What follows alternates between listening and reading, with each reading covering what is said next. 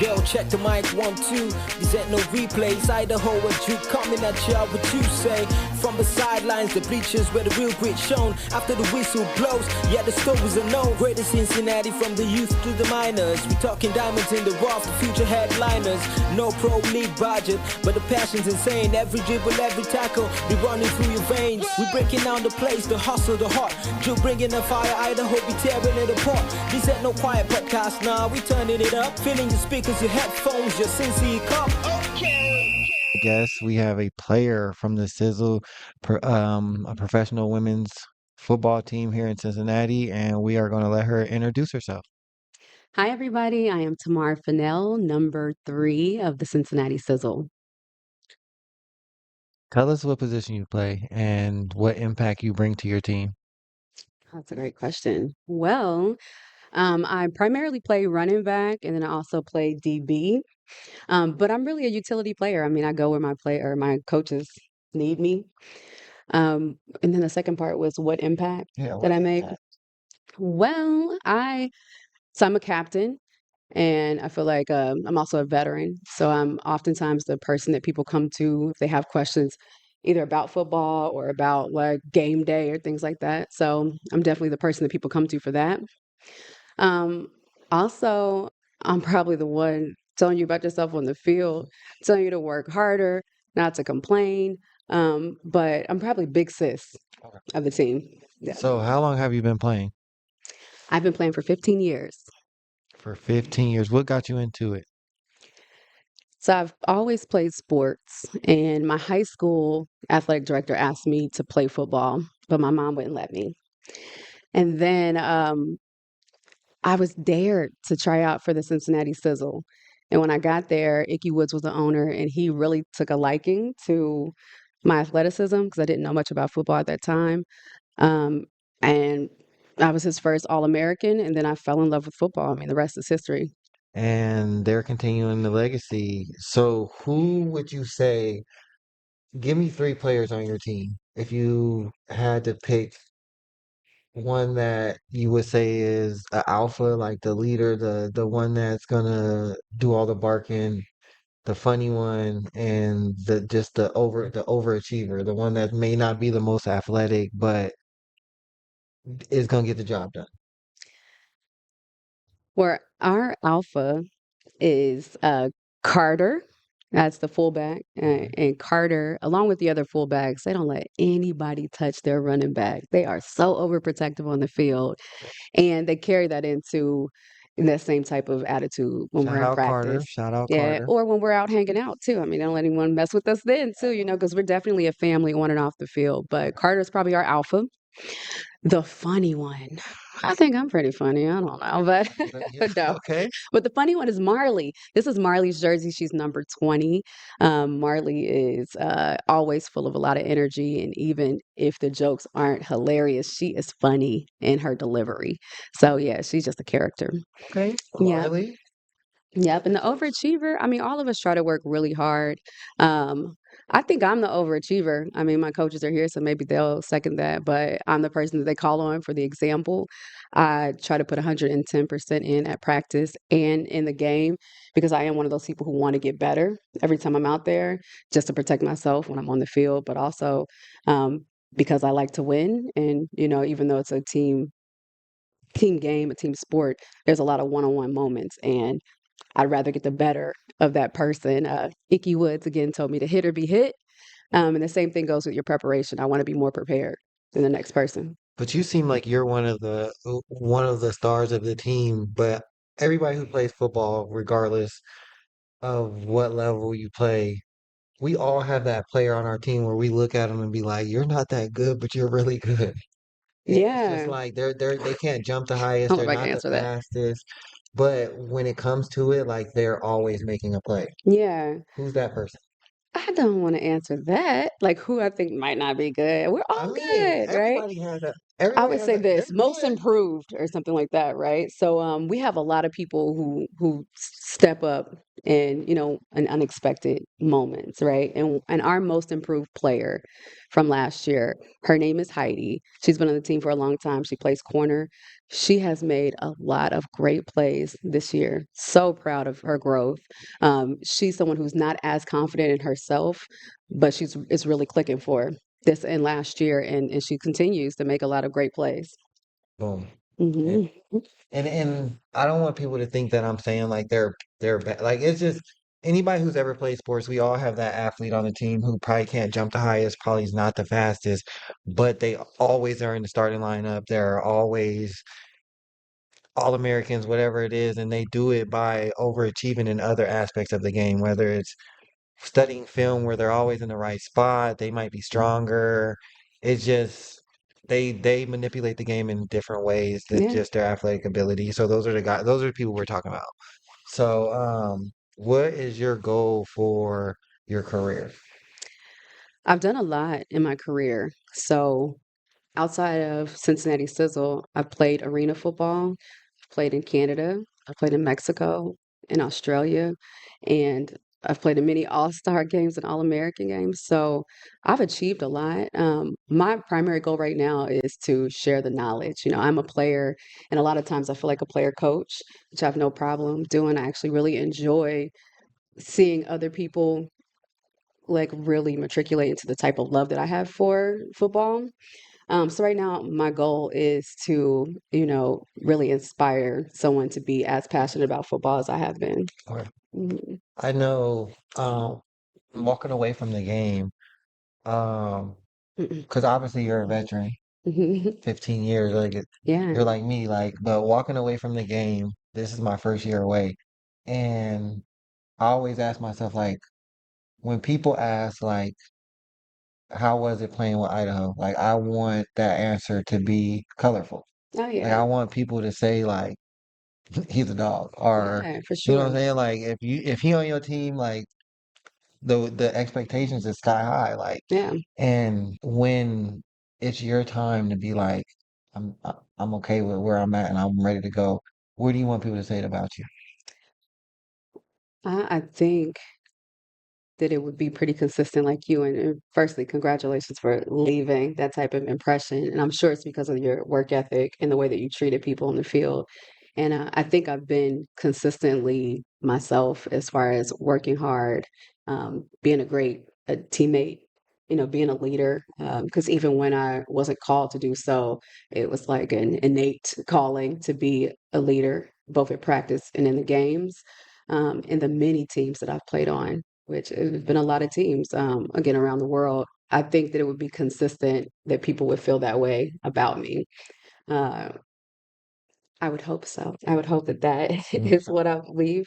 But I know that the working hard and being the person who doesn't give up and being the person who's encouraging other people do the same, who is, I'm the first one there to give you a high five, or I'm talking to you late at night because I saw a film. This is something I want to share with you, or I saw you make a great play. Like that is just in my DNA. It's not anything that I'm trying to do. We're all in, when we're together, we're family, we're sisters, and I love to see the growth. And obviously, it helps the team too when individual players are playing better. So I hope that people would feel that that's what I brought to the game. Yeah. And And winning. and winning for sure is always important. Yeah. Not everybody's lucky to have obviously a 15-year career, 15 plus year career. With that being said, like no matter what team you play for, if you play a sport, you guys turn into a family. Yeah. Like you That's guys right. go to battle together, where regardless of what level it is, regardless of what sport it is, like once you put on them same colors, you guys are a family. That's right. And going through the ranks from being a rookie to now being a veteran where you're looking down on the younger generation, what is what are some keys that you would pass down to them from being a rookie to now being a veteran? Ask questions. Sometimes when you come into a football program, it's a little intimidating. There's like verbiage that you haven't heard before, or you're looking at a playbook and it's Chinese. I am constantly telling people to ask questions. Pull your coach aside, pull your teammates aside, get that extra work, watch film, get training, do whatever extras that are out there for you. Um, because sometimes a different language clicks better with you, or it comes from a different coach and you hear it a little differently. You, of course, want to take the direction of your coaches, mine are over there. You want to take that direction, but you know, don't be afraid to put in the work and to ask the questions. I think that's really important, especially as a woman or a player who might not have grown up playing football or didn't have as much exposure to it. So that's one of the key things. And then get your body right for it too. I mean, you take a lot of punishment, so just getting yourself physically Mhm. prepared to do the job would be really important as well. And then the mental kind of comes as it Yeah, goes along because it ain't for everybody. for I sure. mean, I tell somebody that each year where you just know they're going to be amazing. But, like people who play football and they keep playing football, we are built differently mentally. For sure. We are warriors. So, maybe determine if you're one of those too, For if sure. that's really your tribe. For sure. I train my athletes like a lot of times. I'm very like anybody who knows me, they know I'm just a blunt person. So when I train my athletes, like I'm upfront. I'm Hmm. upfront, like, and I let them know, like, I got a lot of athletes that'll come in there and they'll be just tiny, and they'll be like, "Yeah, I'm about to play DN," and I just look at them and like, It he might might as well not be get for ready to play you. slot receiver. Like Right. I'm just, and I just keep it real with them. Obviously, I let them chase their dreams and be what they're going to be, and I train them for whatever that is. But I feel like being honest with these kids and their talent, and especially with the way that society's going with football. Mhm. Um, I try to always be like upfront, like, but I Right. tell them the same thing, Dream killer. Dream preparation though. killer. But I tell them though, preparation, like I I like don't how try you to. have a conversation like that too, because I've been maybe it's one of the things that have made me work hard, but I've been stubborn.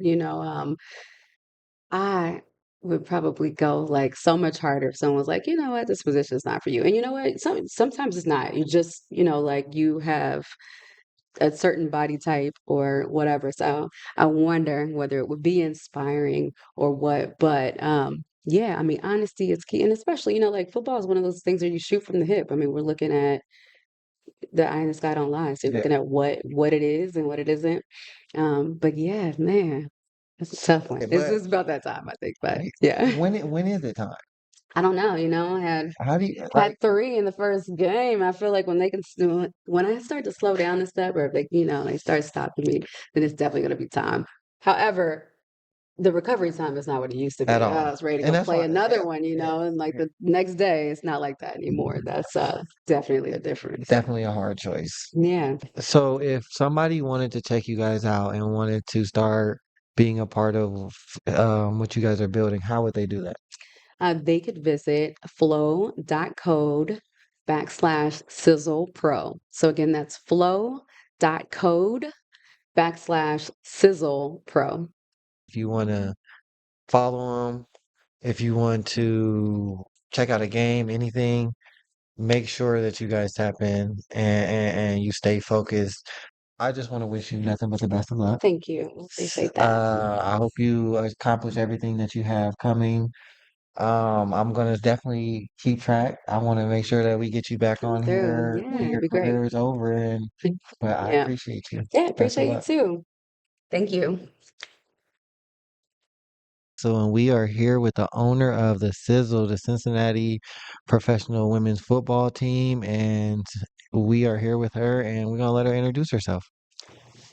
Jackie Eaker. I am co-owner of the Cincinnati Sizzle along with Tamar, and I've been with the team since 2003, since we started. Okay. How was the beginning? Like, how was the whole like vision, and how did it all come together? In the very beginning, as you know, Icky Woods is the one who started the Cincinnati Sizzle, um, and we had high hopes, you know, uh, you know, going, making the team uh, professional. In the beginning, it was. Then they went to semi-pro, and now it is going back to professional. And hopefully, we're working on getting the girls paid instead of them having to pay to play. So that's what our goal is right now, is to keep working on getting that um, done. in the hopefully in the near future, like next year. Okay. So did you used to play, or how did you get involved with the team? Like, did Icky pick you? How did that process work? There was on the actually on the radio. I heard about the tryout, and I've played sports all my life. I always wanted my goal was to be a professional player, in whatever sport. I heard about this. I went and tried out and got a letter in the mail that I made the team. And from there, we practiced and practiced. And I actually started out being a defensive end. But as the practices progressed, I ended up being the quarterback. Okay then. Okay then. So besides being the co-owner, what else are you helping, like coaching, or what other roles do you play around the team? I am the head coach, and I also help with the offensive plays. Okay. So offensive coordinator and the head coach. And do you, obviously being the head coach, you study both men and women's football. Do you, as a head coach, see a huge difference besides obviously men, women? Do you see a huge difference in the game, like when it comes to like processing plays and the plays that you can and can't run? No, most of the plays I know when I watch film and I watch a lot of football games, a lot of them I take from them games and I write them down on a paper and I draw them all out to see how they will affect our team and if we can actually run them. And we've been actually pretty successful in it. So I don't really think there's any difference in the plays that men or women run. Okay. What about bringing the women together for chemistry and to all buy into football, like just to buy into the game? I mean, obviously, a lot of men are raised from the time they're little kids all the way up to love the game, but a lot of women, not a lot, let me not say a lot, but there's women that don't come into the game until later on in their lives. So how do you get them to buy into it? To be like, okay, this is for me. I know in the past when we were anytime we have a new player come in, you always make them feel like they're welcome. And usually after a couple practices and that, they actually says, "I really like this. I like to keep coming back if I can." And anyone who's been a sizzle will always be a sizzle. And we always, first and all, we're a team and we're a family. So, you know, we're always there for each other no matter what. And like you said about the chemistry has to be there, not any on and off the field though. For sure. For sure. And I think we have that, and especially this year, we've seen a lot more. I mean, the girls, I mean, on and off the field. One player goes down, they're all out there, and they pick the pace up, and that. So So, being a co-owner and a head coach, what would you say your motto is? Like, what is your motto? Like, what is something that you stand behind that you're just like, this is what I'm gonna base my team around. This is what I'm gonna base my coaching philosophy around. This is what I believe in. let's see. Oh, my motto. I don't really have a motto. I just, I believe in the team. I believe in winning. I'm kind of like the other coaches. I don't like to lose, but I've been in both places, win and lose. And like I said, mostly, make sure that everybody has fun, even though they're working hard, they have fun. So, if there's women that are out there, obviously younger women or older women who want to do a tryout or want to um maybe add this into their journey of life of like, hey, I've always wanted to play football. Like, how would they go about that? come out to our practice. We actually, if they just want to watch and see if it's for them, they can do that. A lot of times, if they just come out and watch, and we need people just to stand in, we have them stand in, and next thing you know, they actually want to play. So if they just come out and watch and sit and decide they like it, 9 out of 10, that's how we get a lot of our players. Okay. Is by them just coming in, but they can go to the website, check it out, And mm, just come. and just come out to one of the practices and see if it's for them. Okay. So, as a coach, how would you say you want your legacy to end? You've obviously been around this team since the beginning. Hmm. Like you were there from the start. Obviously, you're going to see it out into the end. Like, how do you see, like, obviously you made a big impact.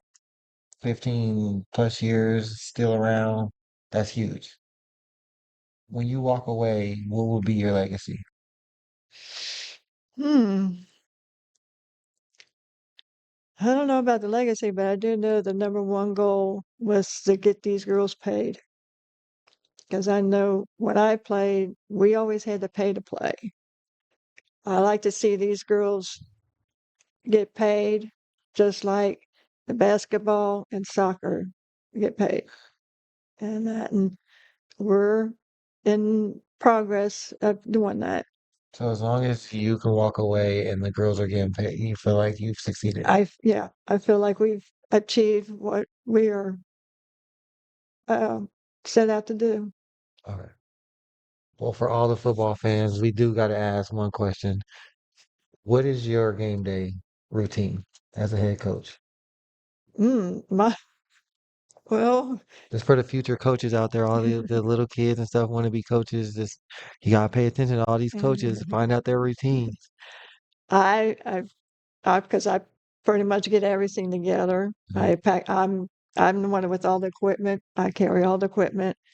I make sure everybody has everything with them, uh, their helmets, their shoulder pads, everything. I get everything set up for the home field, and tomorrow helps me on that. And then on the road, I'm driving one of the vans, and then we get to the field. I get everything, make sure everything's ready, everybody's ready to go, and they got everything they need, and then we start playing, and calling the plays. So that's that's a lot. That's a lot. That's definition of head coach. I mean, you the head. You take care of everything, make sure everything gets done. But I wish you nothing but the best. Um, everybody, if you have never paid attention to women's football, professional women's football, make sure you guys follow the link that is going to be in the bio and support them. Support them, whether you're in Cincinnati, Texas, California, regardless of where you are. I'm pretty sure there's women's football everywhere. Support them. Let's get word of mouth out there and let's try to get those stands packed and those teams filled so we can be entertained by more. Um, I appreciate you guys. I wish you guys nothing but the best. Thank you. Um, we definitely would love to have you guys back and find out in the next couple of years just what transpires out of everything. I hope you accomplish your goals. Thank Thank you you. for coming on. Thank you. We are here with one of the coaches from the Sizzle, a Cincinnati professional women's football team, and we're gonna let him go ahead and introduce himself. Yes, my name is Amir Rashid. How are you today? Good, good, good. So tell me how you got into coaching women's football. It's simple. I showed up one day. My brother was the offensive coordinator. My cousin's the defensive coordinator, and they asked for some help. So whenever I can get down to Cincinnati, I provide my expertise. We get on phone calls once a week, and we talk about game plan and we talk about practice plans and those types of things. So that's really it was a simple introduction to women's professional football, and it's been fun. So what is your title? What do you coach? My official title is I am the assistant to both coordinators. So because I don't live in Cincinnati, it was really hard for me to be able to identify myself and say I'm gonna be here every day because I have a full-time job 4 hours away. So I was able to, help with building the offense, building the defense, and it's talking about game plan and going and watching film and doing those types of things. Okay, okay. So I know in men's football, it's hard to build chemistry. It's hard to get us all on the same page. A lot of us come from different backgrounds. How do you do that in women's football? I think building chemistry in any team sport, whether it's men, whether it's women, whether it's football, whether it's tiddlywinks or soccer, building chemistry is the same, right? You have to, first of all, get the players to believe in you. Because if they don't, ultimately, if they don't believe in the coaching staff, it doesn't matter how much chemistry you have, it's not going to work. And so I think, second of all, they build chemistry. Like they go out and they do the things that they need to do for, they're professional women, right? They are all older women. They know what they like, they know who they like, and they also know that once you step on that gridiron, you have to have chemistry to be successful. Okay. We are lucky in the fact that we have a group of women that like each other as well. So helping build that chemistry wasn't us, it was all them. We're just there to, put the plays together and run them through practice. When it comes to game planning for games, obviously it's breaking down film, it's putting the players in the best position to win. But do you guys like have a goal that you guys set before every season that doesn't have anything to do necessarily with winning championships or anything else? Maybe it's we want to become a closer team. You want to get 1% better every time you do something, whether it's a practice, whether it's a film session, whether we're just going over plays. You want to get 1% better, right? We want our players to believe that they're getting better every time they step onto the field, every time we step into the classroom. So all of that comes in the pursuit of winning. Some people are there to have fun and to get their workout in, right? Um, Winning, and there's a price when it comes to winning, right? Your goal is to win, but also your goal is to put in the work necessary to then get that win, right? And that's our goal. Our goal is to come to practice every day, put in the work necessary to be successful at the end of the week. Fact. And if you don't have that goal, then you can't play, you can't be with us because we want to be successful, to dominate and to win. Like there are no other goals. If you're in this sport to do something other than win and to dominate, you're in the wrong profession. At our last game, our goal was to not allow a single point. Like we didn't go into there to win. Our goal was to shut them out and to embarrass them on their home field. And that's exactly what we did. Fact. Right? You know what your weaknesses are. I know what my weaknesses are. Right? In our last game, my weakness was there's some things that I couldn't see when it came to play calling because our offense coordinator wasn't there. So I came into town just to call the plays. I had players that helped, right? I gave my quarterback the ability to audible because I had that much faith in her that she had put the work in, that our running backs and our fullbacks had put the work in, that potentially they could see something that we didn't see. And that all goes back to what I said at the beginning: trust. I like that. I mean, you can't be mad at that philosophy when it comes to coaching. Because anytime I win, I have fun. Like it could be the worst game I've played, but at the end of the day, if we won as a team, you have to enjoy that. I feel like Fact. you have to enjoy your successes. Because if you don't enjoy your successes, then you become immune to them and then you won't work as hard to enjoy them. Facts. I am such a poor loser I hate losing more than I like winning. So if I can't celebrate and have fun winning, the losing hurts even more. Okay. Well, y'all heard it here. Again, introduce yourself. Let them know who you are and what to look forward to with the season. Zamir Rashid, and look forward to us bringing home a national championship. All right, y'all. This is Coach, and he out.